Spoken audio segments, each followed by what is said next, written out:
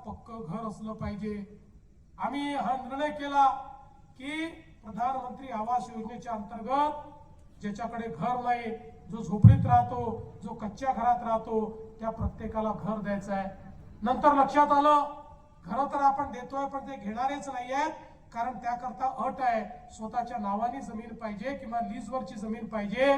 पण लोकांनी अतिक्रमण केलंय, त्यांच्याकडे मालकीच नाही, त्यांना देता येत नाही आणि म्हणूनच आपण आता जीआर काढला आणि आता आपला जीआर असा आहे की या तुमसर मधल्या जे लोक अतिक्रमण करून बसलेले आहेत त्या प्रत्येकाला त्यांच्या जमिनीचा मालकी हक्काचा पट्टा हा आपण देणार आहोत।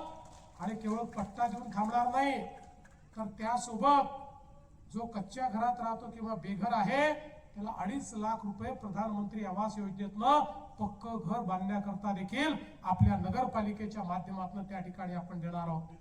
वेगवेगळ्या प्रकारची सगळी अतिक्रमण आत्ताच प्रणय भाऊंनी सांगितलं, झुडपी जंगलाकरता 60 वर्ष आपण प्रयत्न करत होतो। गेले 8 वर्ष मी हायकोर्टात लढलो, सुप्रीम कोर्टात लढलो आणि 4 महिन्यापूर्वी सुप्रीम कोर्टाने निर्णय दिला, आपल्या बाजूने निर्णय दिला। आता झुडपी जंगलाच्या जागेवर जेवढे लोक बसले आहेत त्या सगळ्यांना मालकी हक्काचा पट्टाही मिळेल आणि प्रधानमंत्री आवास योजनेचा त्या ठिकाणी फायदाही मिळेल। आमच्या सिंधी समाजाच्या लोकांना देखील त्या ठिकाणी पट्टा मिळेल। त्यामुळे प्रत्येकाला घर हे स्वप्न येत्या काळामध्ये आपण पूर्ण करणार आहोत।